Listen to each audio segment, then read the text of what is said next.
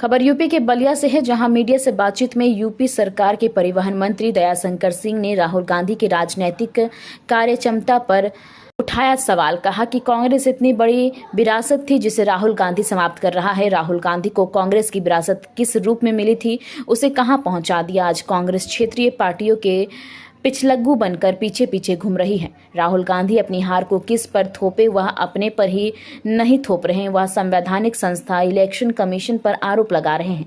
आगे सुनिए उन्होंने और क्या कुछ कहा।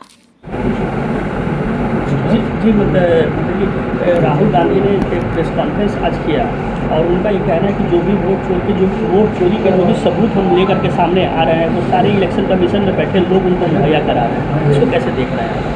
इलेक्शन कमीशन कांग्रेस के डिमांड कर रहा है। देखिए, राहुल गांधी जी बौखला गए हैं क्योंकि लगातार हार रहे हैं। वो उत्तर प्रदेश में तो पिछले 40 साल से हार रहे हैं और 40 साल से हारते हारते अब वो एकदम बौखला जा रहे हैं, तो अनाप शनाप बयान कर रहे हैं। जब जीत जाते हैं तो इनका वोट चोरी नज़र नहीं आता है। अभी 24 में संविधान मोदी जी 400 सीट पाएंगे तो संविधान बदल देंगे, आरक्षण ख़त्म कर देंगे, तो थोड़ी सफलता इन लोगों को मिल गई झूठ बोल करके। उसके बाद जब चुनाव हुआ, इन लोगों की झूठ का पोल खुल गया और ये लोग कहते थे कि 2027 का चुनाव, ये उपचुनाव उसका सेमीफाइनल है और उसमें से 9 में से 7 सीट भाजपा जीती और 2 सीटों पर जहां अखिलेश यादव जी के स्वयं की सीट थी, जहां वो 67,000 से जीते थे 13,000 पर सिमट गए। उसके बाद हरियाणा का चुनाव हुआ, कई प्रांतों के और चुनाव हुए, वहाँ पर बुरी तरह से हारे, दिल्ली में हारे।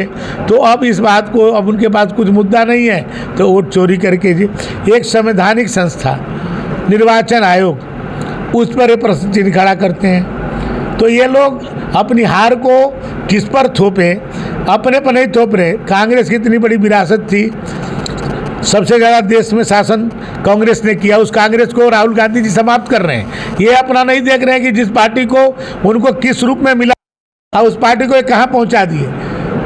अखिलेश यादव जी, माननीय नेताजी मुलायम सिंह जी 2012 में थे, उनके नेतृत्व में चुनाव हुआ, मुख्यमंत्री उनको बनना था, उन बन करके इनको मुख्यमंत्री बना दिए और उसके बाद लगातार हार रहे हैं। 14 में हारे, खुद मुख्यमंत्री थे तो कौन चोरी कर लिया वोट।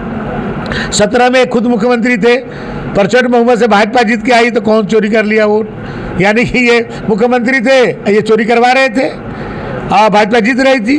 तो ये तो केवल अपने हार को, माने खींच को मिटाने के लिए ऐसा ही लोग बोल रहे हैं। तो इलेक्शन कमीशन के ऊपर जिस तरह से आरोप लगा रहे हैं, क्या नहीं लगता कि उनके ऊपर कोई एफआईआर, इलेक्शन कमीशन को एफआईआर करनी चाहिए इनके ऊपर? कई एफआईआर इन लोग के ऊपर होती है, कई बार माफ़ी मांगते कोर्ट में जाके।